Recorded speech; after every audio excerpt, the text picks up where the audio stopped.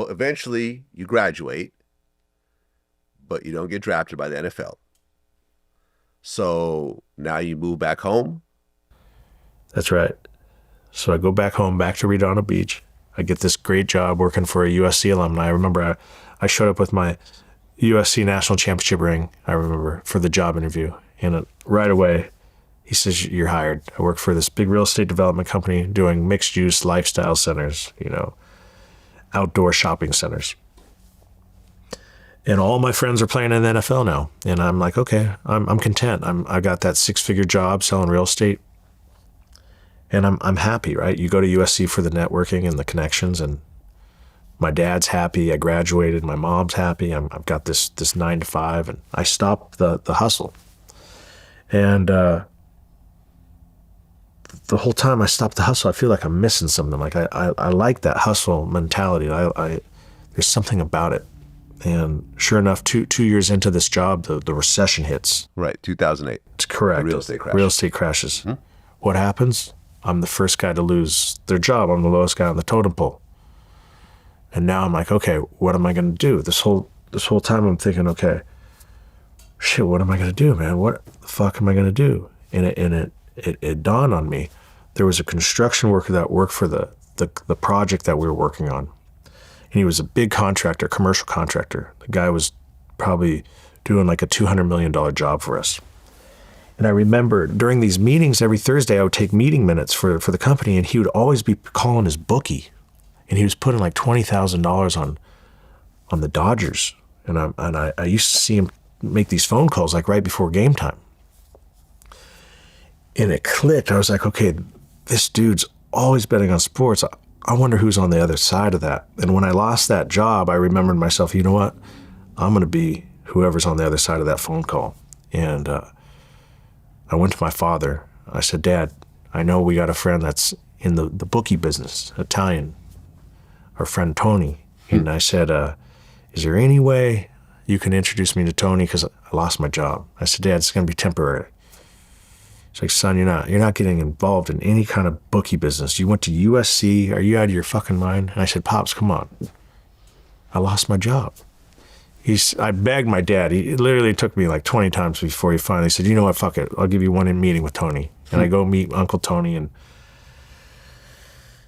Uncle Tony's like, your dad doesn't want you to do this. I said, hey, listen, I got USC athletes that are now in the NFL. I got fucking all these fraternity kids that got silver spoons in their mouths. I said, I got a clientele that you'll never see in your lifetime. I said, just give me a shot. I said, and I got this contractor that I've seen betting for days now on baseball, 20,000 a game. He's like, that's called a whale. I said, I'm gonna get these guys. Trust me. And what do? I literally, he gives me an opportunity. He says, I'm going to pay you 20%. I said, okay. He says, whatever you collect 20%. You got to collect all your money, and you pay me 80, and I keep 20. First 6 months, Vlad, the guys, between everyone, my whale loses, close to $1 million. I think at the 6-month mark, my whale, this guy that was this construction contractor, loses $1 million.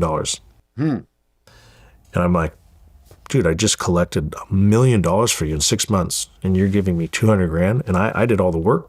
I said, you need to bump the percentage up. He says, no, it doesn't work like that. I said, okay, so you're telling me you rather just lose me as an agent, a sub bookie, than give me 30 or 40%? He goes, yeah, we don't go any higher. Well, okay, is this Macho Sports? Yeah. Okay, so Macho Sports is Tony's company. Yeah, not his company. He's working for them. Okay, and they're based in Peru? Correct. So it's an overseas gambling offshore, company. Yep. Offshore gambling company. Yep. So why do you need to collect? Because usually with offshore gambling, you put the money up first, right? No. So we give lines of credit. Oh. So we're a street bookie. So a street bookie is different from your regular, like your FanDuel, your DraftKings. Okay. Those guys, you put your credit card up, you put your cashier's check. Okay, so Macho Sports is a street bookie? Street bookies, yes.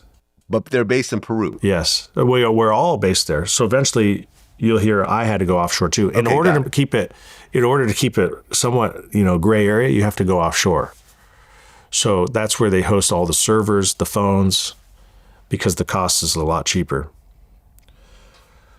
Right. And later on, Macho Sports gets broken up in a RICO case. They got charged So, with RICO. So you guess know. who takes over? Right. So we'll just mention that on the way in. Yeah. Okay. So you start your own company, Betodog? Betodog.com. Betodog. Yeah. So Which is a similar betting company, but now it's your own company. correct. And I go to Costa Rica because that's the Mecca of sports betting. Mm-hmm.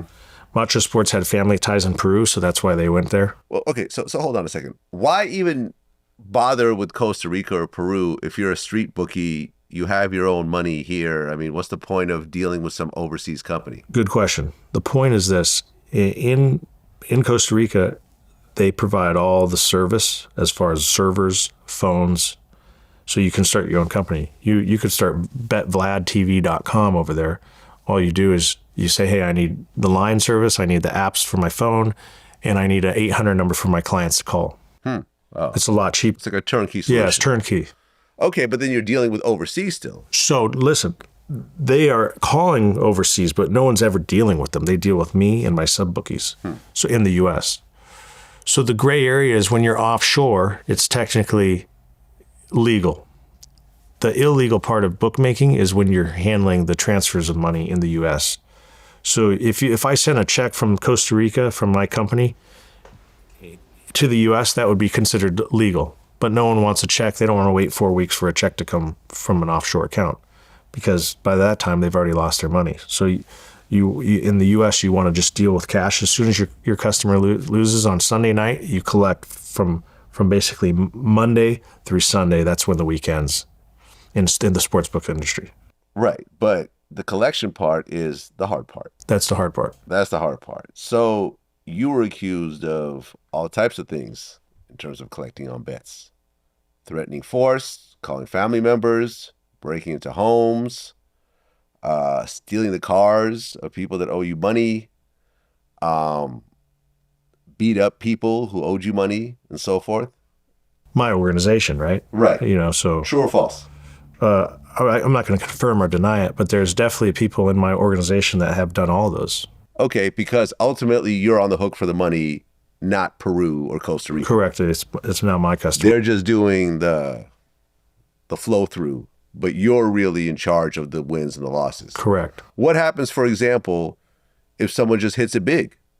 They go on a long shot, they bet a 20-1 and they win it. Now they have $1 million. How do you come up with that money? You pay them. What if you don't have the money? This is not like a real bank where you have to have a certain amount of money put aside. Well, if you don't have the money, you're going to have a problem because it's going to ruin your name in the business. Okay. Now, if I don't pay the guy that wins, let's say $1 million, guess what?